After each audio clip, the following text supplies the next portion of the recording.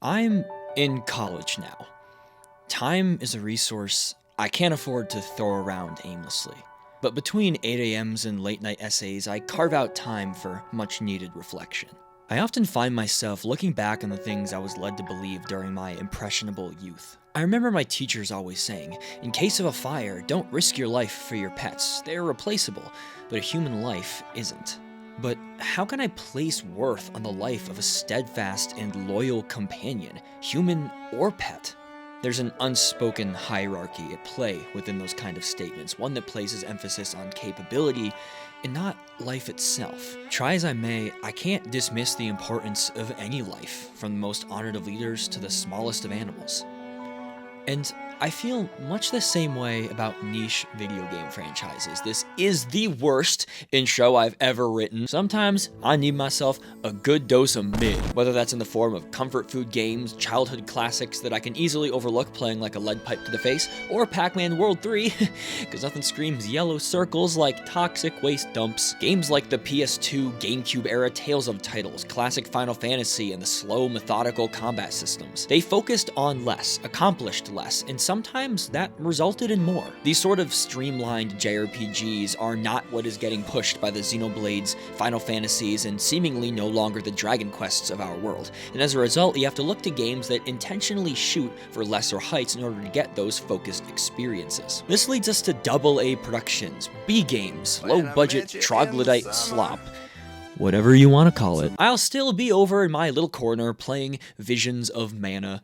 There are a few games I want to talk about today, some of which I've talked about before, some of which I intend to speak more on in the future. It's all going to come together to paint a picture of why I love these sorts of games, how I think their heavier focus on gameplay and not flash is great, their budgets and simpler presentation being to their benefit, why these games are so desperately needed in the industry to bridge the gap between AAA monument releases and the constant flow of the indie scene. We'll start off this adventure with Visions of Mana, released in 2024, because, first off, I have a lot of footage of it.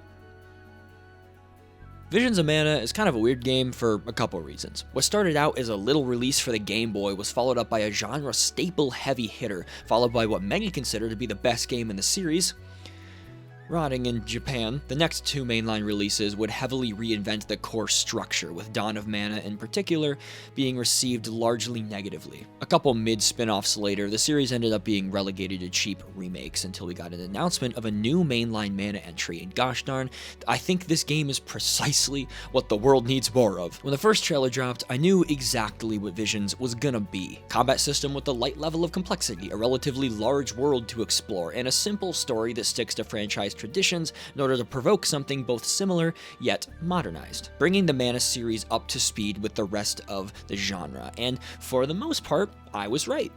And that's not a problem. I can't overstate how good this game can look, with the themes of the Mana franchise commonly being tied to the living, breathing nature that defines the visual design. This incredibly bright, lush, and visually engaging open world feels like a perfect suit for this series. This sort of idealistic yet over-exaggerated high fantasy permeates everywhere that you go, and it feels like precisely the game you'd expect to play coming off the back of Secret of Mana or Seiken Densetsu 3. I absolutely love it. The big difference between some of these classic entries and what we have now is that the SNES duology, and to a lesser extent some of the later titles, represented a visual definition of their generation. I'd argue that Seiken Densetsu 3 is one of the most visually impressive games the SNES would ever see. Visions is not that. It can't be that, nor will the series ever be again. Mana has not been relevant enough to warrant a big AAA release in a very, very long time, and it's probably never going to again. And while yes, I don't need more demons crowding my room at night, I will survive. After all, not every series can be definitively forward-thinking. There's a place for games like these that play their mechanics safe for the most part, while carving out specific points of interest where they can. With Visions of Mana, it's the world and its design being fairly airtight and incredibly pretty to look at. In most other places, this game is fairly safe. I'll be the first to say that I have not finished it in full, but I've played more than enough to get a good grip on its mechanics and intentions. You got light attacks, heavy attacks, magic spells, buffs, debuffs, weapon enchantments, all things that are long staples of this series. Each of your 5 characters have 3 unique weapons to wield, which change depending on which class you have equipped on them. Each character will learn moves tailored to different roles in combat, and you can mix and match different abilities abilities from these ability seeds that you find. Is anything I'm saying here getting you excited to go loot during the next riot? Are you losing your mind? Probably not. And you're probably better for it. I'd say the only large issue this game has is a low level of difficulty during most situations. Other than that, moment-to-moment gameplay is solid. It's got room for complexity, but doesn't demand it. I'm not complaining, and it doesn't try anything that would justify it. So what we have here is a game that, while safe in many ways, successfully brings the series into the modern day, paying proper respect to the tone of its predecessors, really excelling in a few places and doing well in most others. I don't always want to play games that violently blow me out of my seat, okay? Sometimes relying on tried and true design philosophies is better than pushing forward and trying to create something completely unique. It's more comforting, relaxing, easily accessible. In this sense, Visions of Mana feels like the PS2 era Mana game we all wanted but never got, with the added benefit of being able to actually see what's going on. Another title that sits safely within this AA budget range is Star Ocean: The Divine Force, released back in 2022. Now, if you know me, and you do, then you'd know that if this franchise was a woman, I'd marry 10 of them, despite there being 6. This series is a funky beast, to be sure. No game in the franchise truly resembles another. There really isn't a particular mold to use when crafting a new entry. Outside of the composer, the mix of space and fantasy theming, item creation,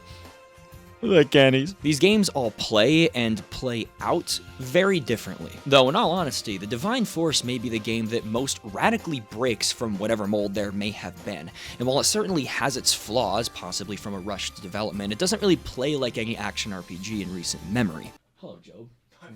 No, you're good, man. I walked away feeling like it was a pretty darn memorable experience in spite of some of its shortcomings. The experimental nature of this series lives on through the combat system, which is incredibly off-kilter in a way that you almost never see. Combat consists of you creating your own combos from a list of different attacks, finding what works, and also flying. You can fly in this game. Did I mention that you can fly in this game? Forget about the whole climbing thing that every game is doing now. Nah, you can just fly. It makes up for Mr. Babyhead.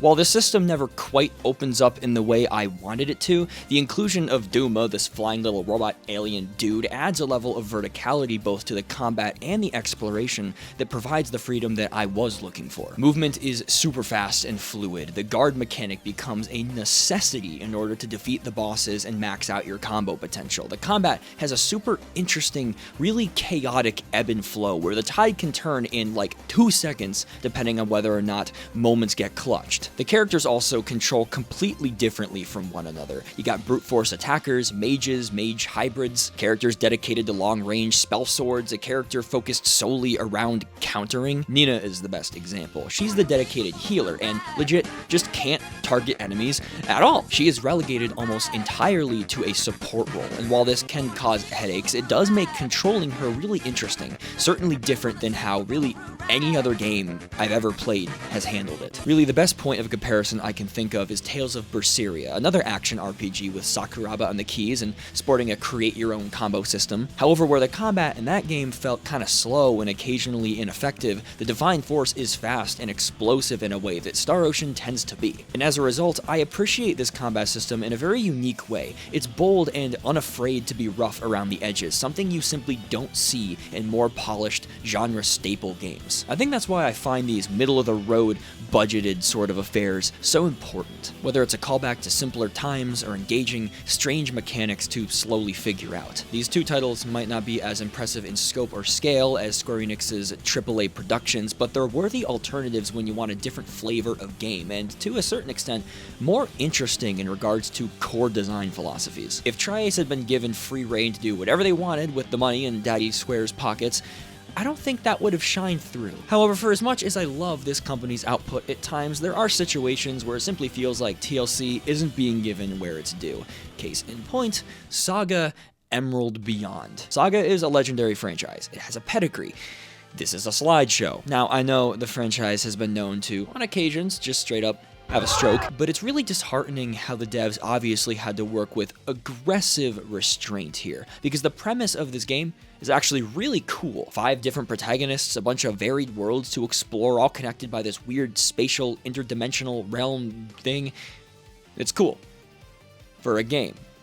not a slideshow. Now, to give credit where it's earned, the combat system is, as usual for the series, incredibly difficult and rewarding. Everything is based around the order of character actions, which you can manipulate depending on which actions you choose. Depending on the final result, a wide variety of different things can take place, and understanding how to utilize this is integral to victory. Outside of this really engaging combat, there isn't really much of anything going on, even though it feels like both the series and the concept warrant much more. But considering that I haven't gotten too stuck in with Emerald Beyond yet, I'm not going to be overly critical. A duology of titles that really strive in their intentional simplicity are the RPG Factory Chrono Trigger tribute titles, I Am Setsuna and Lost Sphere. Imperfect as they may be, the simple yet stylized gameplay and visuals lend themselves to being far more valuable than I think people give them credit for. They shoot for fairly low heights, yes, but excel in the places they intended to. What comes from this is comfort food. Gorgeous, simple, garnishless comfort food. They make me happy to play. We need games that intentionally call back to old experiences. We all know they won't reach the same heights as their inspirations. An image of something never stands next to the real thing, but there is value to it. Speaking of comfort food, Atelier Ryza. I like this one. Now, I hate a lot about it, but I like it. Atelier, save for the most recent of recent entries, is very quaint. Not only has the series long served a very specific niche of cute girls and magic crafting, but it also eventually started to financially collapse. Ryza served to modernize the series in many ways, and in doing so, never forgot what forged that incredibly unique atmosphere. So much of Ryza's runtime is dedicated to slice-of-life shenanigans, messing with crafting recipes and helping your townsfolk, learning the lives that embody Kurgan Island. If you want the definition of setting your sights low, but striving in that small little bubble you create for yourself, this is a good one. Yes, it has flaws within the structure and pacing especially, but it thrives in the atmosphere, laid back, relaxing, for the most part low stakes. Until the meatworm said hello. This is the kind of game that appeals to a very certain person, one that wouldn't be made if the intention was to blow a gasket and make a AAA franchise. Even though it low-key did, and now the series is just getting bigger and bigger and bigger and bigger. This doesn't necessarily make me sad, but it does change the purpose the series plays within the JRPG sphere. There are other franchises that have moved away from bridging the gap between extreme niche and mainstream, and the one I most commonly think of is Tales. Now yes, Tales has seen immense success, especially within the GameCube PS2 era, and now the modern era with Tales of Arise, but I would argue that that most recent title is really the only time they've tried to go super huge and blow the top off the franchise. The reason I say this is because with the exception of Phantasia and Symphonia, games that established then reinvented the franchise, the near yearly release schedule of the series resulted in a focus on incremental improvements and less on constant sweeping change. This is a series primarily defined by two things: anime aesthetic and action combat, not pushing the boundaries of the genre or delivering explosive, huge experiences. It's because of this that despite the franchise's widely accepted and successful status, the games feel smaller to a degree. I feel that this also has to do with the fact that through the PS3 and PS4 era console generations especially, the series played things very safe and stuck to established formulas more often than not. It's rarely a trailblazing series. They rarely impress on a technical or structural scale. It's one that lags behind the heavy hitters with intention, delivering a JRPG comfort food sort of experience. Again, none of this applies to Arise and presumably whatever is going to come next, and I don't really know how to feel about it. But I think the series that best embodies this mid-budget, low-flash, large-substance ideology I'm trying to unpack will be The Legend of Heroes. Now, I've never played these games, but like, you know what I mean, right? This is a huge franchise, and every game is excessively long, incredibly detailed within the dialogue, lagging behind the pack in regards to technical edge, but serves an incredibly important purpose within the genre. It seems to me that this is the series that people have been going to over the last decade when attempting to bridge the gap between mainstream and more niche JRPGs. And it feels like the franchise's identity is tailor-made to serve that purpose. It's not always easy to simply jump into a niche or indie scene, and these sorts of games that appeal a little bit to both sides are very important as a middle ground. And it's AA productions, games made with restrictions that tend to make up this sphere of the gaming industry. Now, this is not a very difficult concept to understand, nor is it necessarily the most interesting one. And you're probably wondering why I made this video in the first place. I made this video for one reason, and it takes us back to Visions of Mana. I saw an absolutely aggravating comment on a Reddit post when the demo came out for this game. It more or less made the blanket statement that the game was bad, describing it as a less impressive Final Fantasy VII Rebirth. That may be the most diabolically smooth brain thing that I've heard all day. And it's not entirely without merit, I understand that, but it is entirely without nuance. These games are not the same, really, at all. Sure, they do have open areas and action combat. Real long list, right? Their stories are completely different. They're paced differently. The tone of the two games are practically parallel lines, which I don't really know if that explains what I'm trying to say, but like they don't touch each other. They're not the same. Just because two games are made by the same company with differing budgets and goals doesn't mean that the smaller production is automatically forfeit or even necessarily worse to begin with. This sort of rhetoric that writes off anything non-AAA is so weird when at the same time people are constantly complaining about AAA games and how the bubble is bursting or whatever. Like, sit down, eat some food, drink some water, take off the fedora.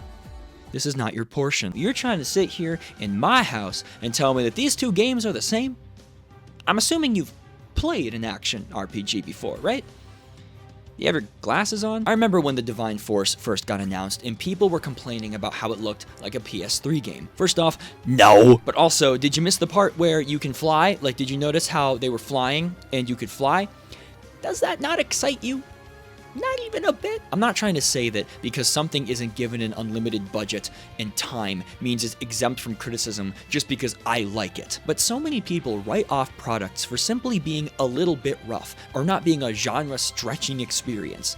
Not everything can or should be that. Look at pieces of art within the intended context. Judge them as such. Because for all you know, the industry might be a lot worse off without them. Hello. So I wanted to put this at the end of the video, and I'm also going to release it as its own separate little quick thing on the channel.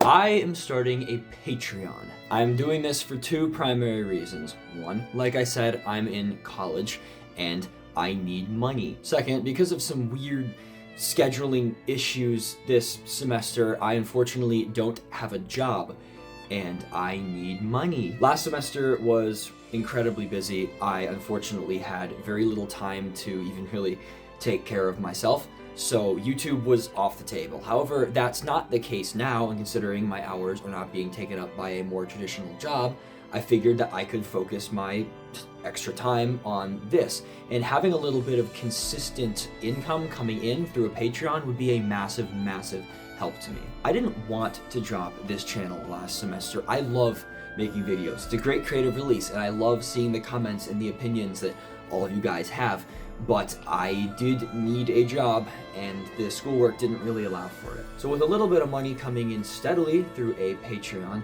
and also the very inconsistent money that I tend to get from ad revenue, that could be a way to justify spending quite a bit more time on the channel, and that would be pretty cool. At the moment, I don't exactly know what I am capable of providing as extra content. I am going to figure that out down the road. So I am simply asking if there is anybody out there who would be interested in donating a little bit of their extra money every single month to help me out and to help, you know, allow this to be a more steady thing in my life again. I would greatly appreciate it. I'm putting absolutely no pressure on it. But if that is something you feel like you'd like to do out of the kindness of your heart, go right ahead. I would be incredibly appreciative of it. Anyway, I have a lot of videos planned, so more stuff coming soon.